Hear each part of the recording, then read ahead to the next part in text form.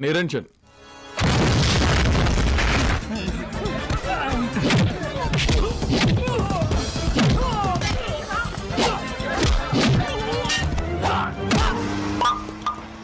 Assalamualaikum sahabat cerita puisi. Siapa yang kangen sama Talapati Pijay?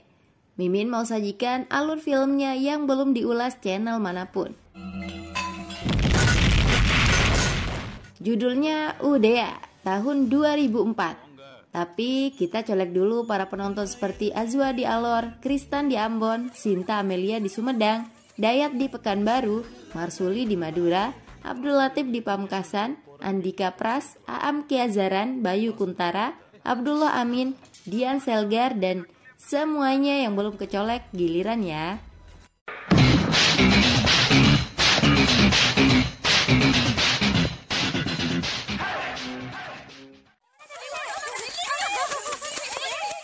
Udea Kumaran diperankan Talapati Pijay hidup bahagia di desanya. Dia disayangi keluarga dan masyarakat. Udea adalah sarjana fisika. Dia menolak tawaran penelitian di Amerika karena tidak ingin meninggalkan India. Udea lebih memilih untuk menjadi dosen di alma maternya. Saat di kampus, Udea mengenal Pasanti, diperankan Simran. Hubungan keduanya lebih akrab setelah Pasanti membantu memperbaiki motor Udea. Pasanti adalah mahasiswi kaya raya, namun dia yatim piatu sehingga tinggal bersama bibinya. Pasanti juga sudah bertunangan dengan John, anak bibinya yang gila harta. Di kampus, pemilihan presiden mahasiswa sedang berlangsung. Pemenangnya adalah Venka Taraman yang didukung Pasanti dan teman-temannya. Calon lain yang kalah, Sentamil Pandian, tidak terima.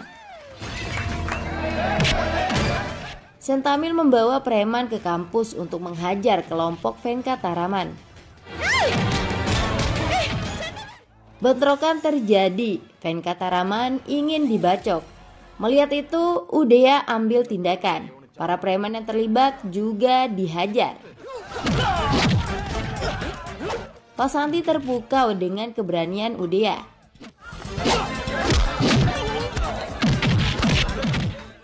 Sentamil pun kemudian minta maaf.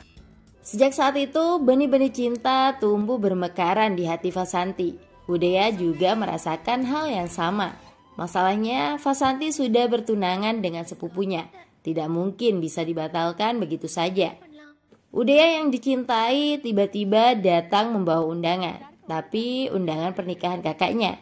Pasanti diminta untuk datang. Pernikahan itu berlangsung meriah. Pasanti juga datang, bahkan bernyanyi dan menari. Udea merasa cintanya tidak bertepuk sebelah tangan. Itulah yang membuatnya berani mengungkapkan cinta. Tapi Pasanti hanya terdiam tanpa memberikan jawaban.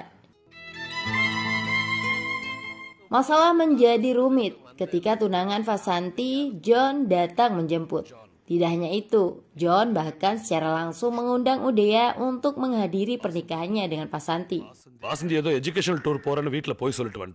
Hancur hati Udea mendengarnya. Dia patah hati, kecewa karena merasa ditipu. Seharusnya Pasanti menyampaikan sejak awal jika dia sudah bertunangan. Udea tidak mungkin akan mencintai Pasanti lagi. Untuk menghapus nama Pasanti di hati, dia pamit pergi kepada ayahnya yang mantan polisi. Udea memilih menjauh pergi ke kota Chennai. Setelah tiba di Chennai, Udea menemui orang yang satu desa dengannya, Basir. Profesi Basir di sana sebagai wartawan koran. Udea ikut bergabung menjadi wartawan meski dirinya sarjana fisika. Tujuan Udea mau bekerja sebagai wartawan tidak hanya untuk uang semata, tapi profesi itu akan membuatnya bisa membantu masyarakat. Di tempat tinggal Basir, ada 3 orang tetangganya yang dianggap berbahaya. Udea diminta untuk tidak bergaul dengan mereka. Udea mulai menjalani hidup sebagai wartawan, tapi dia dibuat jengkel oleh kantornya. Berita yang ditulis isinya berbeda setelah naik di koran. Redakturnya santai menghadapi protes Udea. Jika tulisan Udea tidak diubah, dinilai bisa membahayakan bisnis perusahaan. Media sama sekali tidak peduli dengan kepentingan rakyat. Guys, dulu waktu Mimin jadi wartawan, sering banget ada kejadian seperti itu. Media berada di bawah ketiak pemilik modal, dan pemilik modal berada di bawah ketiak penguasa. Udea tidak suka korannya membohongi masyarakat. Dia ingin berhenti sebagai wartawan. Tapi temannya, Basir, meminta agar Udea bisa berkompromi atau melawan. Udea akhirnya batal mundur demi sahabatnya. Setelah di rumah, Udea kembali bertemu 3 tetangganya yang dianggap berbahaya, yaitu Vanji, Pon Malai, dan Jevan. Pemikiran mereka memang radikal. Orang-orang jahat, politisi korup sudah seharusnya dibunuh. Hal yang membuat Udea kaget, latar belakangnya sudah diketahui oleh Vanji. Mulai dari kemampuan Udea membuat bom karena sarjana fisika hingga masalah cinta. Besoknya, Udea mendapat telepon dari Pak Santi. Udea diundang untuk menghadiri acara pernikahan Pak Santi dengan John. "Kamu ingin saya melihat kamu menikah dengan orang lain? Saya tidak akan datang," tegas Udea. Basir dan istrinya menyarankan agar Udea pergi saja ke acara pernikahan. Udea kemudian pergi. Tapi di hari itu, bibi dan calon suami Pak Santi meninggal kecelakaan. Udea pun kembali ke Chennai lagi tanpa bertemu Pak Santi. Selanjutnya, Udea bersama Basir liputan ke ruang jenazah di rumah sakit pemerintah. Investigasi dilakukan karena ada informasi jika bahan kimia yang digunakan mengawetkan mayat sering dicuri orang untuk membuat bom ilegal. Ketika Udea mengambil foto, sekelompok orang datang. Dan benar saja, dengan mudahnya mereka mengambil bahan kimia di sana. Berita besar harus dipublikasikan. Redakturnya berjanji akan menjadikan berita Udea sebagai headline. Namun setelah Udea mengeceknya di bagian percetakan koran, berita itu tidak ada. Kali ini Udea kecewa berat. Dia mendatangi rumah editornya kemudian marah-marah. Namun editornya sudah mengundurkan diri. Atasan mereka takut menerbitkan berita tersebut karena tidak berani melawan orang bernama Niranjan, seorang pejabat yang menjadi dalang kasus itu. Kerjasama dengan pemerintah juga bisa terancam. Guys, beginilah wajah media di India. Di daerah Mimin juga sama. Nggak tahu deh kalau di tempat kalian. Apapun yang terjadi, kasus itu harus diberitakan. Udea meminta bantuan tetangganya untuk mencetak berita dengan selebaran. Lalu selebaran itu diselipkan ke semua koran sebelum diedarkan ke pelanggan. Berita sudah berhasil disebarkan ke masyarakat.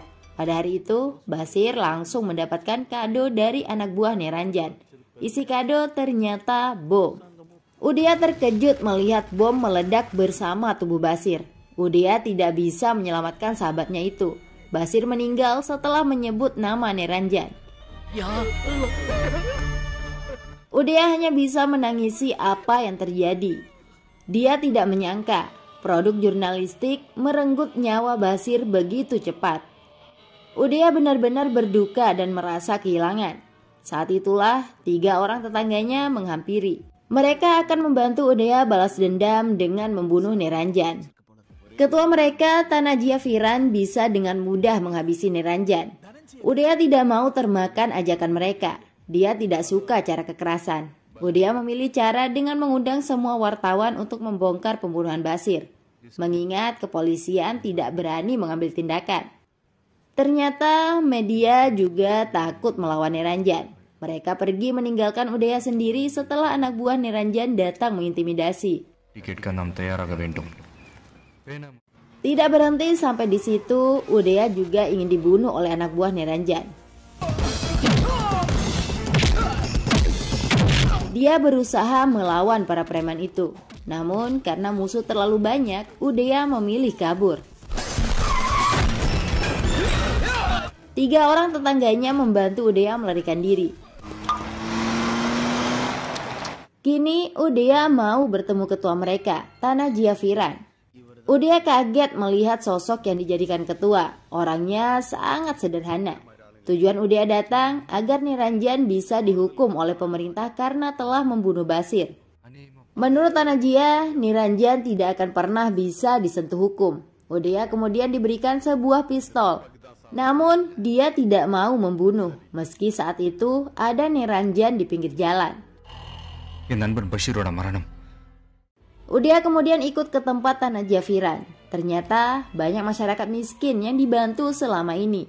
Itulah yang membuat Udia bergabung dengan gerakan mereka. Dia berhenti menjadi wartawan. Udia ikut menyebarkan selebaran tentang nilai-nilai keadilan yang mereka perjuangkan. Saat itulah Udia dilihat oleh Vasanti. Ya, Vasanti datang ke Chennai mencari Udia setelah calon suaminya meninggal kecelakaan. Vasanti kemudian dibawa ke tempat Tanah Jafiran. Di sana juga banyak orang-orang miskin yang ditampung. Vasanti diterima dengan sangat baik. Tanajia memperlakukan Udia dan Vasanti seperti keluarga. Hubungan Udia dan Vasanti semakin dekat. Mereka sudah berkomitmen untuk menikah. Tapi ketua mereka masuk rumah sakit. Penyebabnya Tanajia sedih karena ada 3 pekerjanya di tambang meninggal dunia. Kecelakaan itu terjadi karena bom yang diledakkan di tambang memang membahayakan. Udia berinisiatif untuk membantu masalah ketuanya, mengingat dia bisa membuat bom yang tidak akan membawa bahaya bagi pekerja. Untuk menyelamatkan nyawa masyarakat dan membantu ketuanya, Udia kerja siang malam membuat bom. Setelah selesai, bom dibawa ke lokasi penambangan. Bom yang dibuat Udia dinamakan RDY. Itu lebih hebat dari RDX. Penggunaannya dipastikan aman karena bisa dikontrol dari jarak jauh. Tanajia mengucapkan banyak terima kasih atas bantuan Udia. Beberapa hari kemudian, sebuah ledakan bom sangat dahsyat terjadi di kereta api. Puluhan orang meninggal dunia. Banyak anak-anak menjadi korban. Udia begitu sedih melihat ada orang yang tega melakukan teror seperti itu. Orang yang paling dicurigai adalah Niranjan. Kini giliran Udia yang meminta pistol. Dia siap membunuh siapa saja yang sudah membuat kehancuran. Tanajia mengaku tahu pasti siapa dalang pengeboman. Tanajia berjanji akan membereskan pelakunya. Udia disarankan tidak terlibat dulu agar nyawanya aman. Ternyata Tanajia dan kelompoknya adalah dalang pengeboman. Jahatnya, Tanajia melapor ke polisi jika pelaku pengeboman adalah Udia. Malamnya, Udia digerebek polisi. Dia ditangkap. Berbagai jenis bahan untuk membuat bom juga disita sebagai bukti. Udia sendiri belum mengerti apa yang sebenarnya terjadi. Udia ditahan polisi karena 26 orang meninggal akibat bom buatannya. Udia berusaha menelpon Tanajia, tentu saja tidak diangkat. Udia belum sadar kalau dirinya sudah dimanfaatkan dan dijebak. Kini media dan masyarakat menganggap Udia pelaku pengeboman. Udia tidak sempat pamit dengan kekasihnya. Vasanti yang mengetahui Udia tidak bersalah pergi menemui Tanajia yang pura-pura sakit. Vasanti memohon agar Udia diselamatkan, tapi Tanajia memalingkan wajah. Air mata Vasanti sama sekali tidak berarti. Ayah dan adik Udia datang dari desa ke penjara. Ayahnya yang mantan polisi sangat terpukul dengan pemberitaan yang ada. Rumah mereka akan dijual untuk membebaskan Udia. Tapi Udia melarang, karena ketuanya pasti akan membantu. Udia masih saja mempercayai Tanajia yang sudah dianggap seperti ayah. Vasanti juga tidak putus asa mencari bantuan untuk menyelamatkan Udia. Dia bersama mantan editor Udia menemui banyak pengacara. Sayangnya tidak ada pengacara yang bisa membantu. Vasanti hanya bisa menangis meratapi ketidakberdayaannya. Masuknya Udia ke penjara membuat keluarganya di desa juga menderita. Mereka dibuli oleh masyarakat. Dan malangnya, ayah Udia meninggal tiba-tiba. Hancur hati Udia mendengar ayahnya meninggal. Dia diberikan izin pulang dengan pengawalan polisi dan tangan diborgol. Udia menemukan ayahnya sudah kaku, hanya tangisan keluarga yang terdengar. Tubuh Udia lemas. Dia berusaha menahan air mata. Setelah tidak ada orang yang melihat, barulah Udia menumpahkan air mata. Dia menangis sejadi-jadinya. Hal itu dilihat oleh Vasanti. Udia masih saja mempertanyakan ketuanya kepada Vasanti. Udia yakin akan dibebaskan jika ketuanya membantu.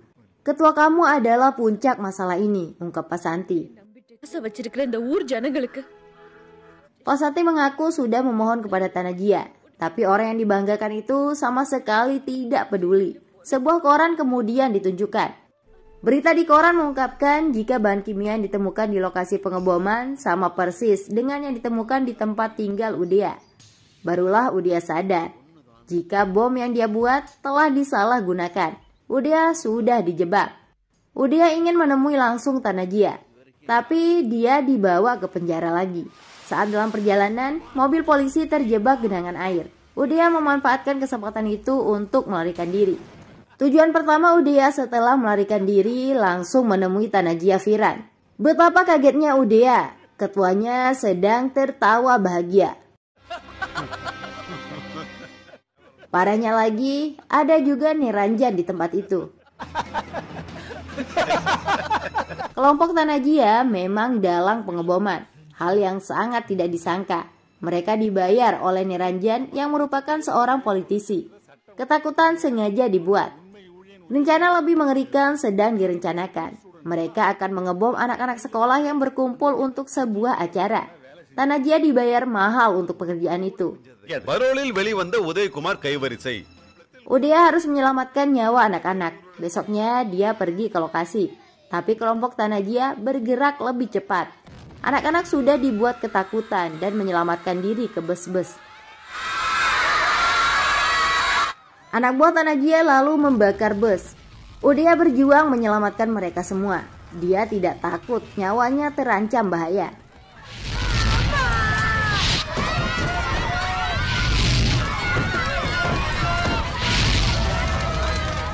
Udea berhasil menyelamatkan nyawa banyak siswa.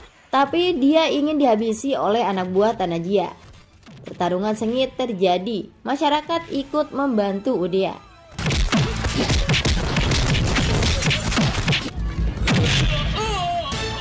Tanajia menembak Udea. Untungnya dia bisa menghindar. Udea lalu menghajar manusia iblis yang berpura-pura seperti malaikat itu. Anak-anak dan masyarakat melarang Udea memukul si penjahat. Udea diminta agar tubuh Tanajia dilempar saja ke kobaran api.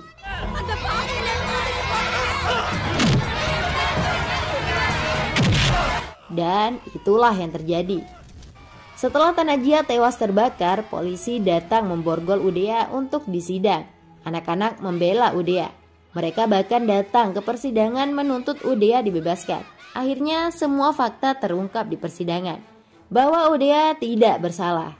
Dia diputuskan bebas. Pasanti bangga melihat ribuan anak-anak dan masyarakat mendukung Udea. Lalu bagaimana nasib Niranjan selaku dalang utama? Mimin tidak bisa bercerita karena film berakhir di sana. Udah dulu ya, sampai jumpa.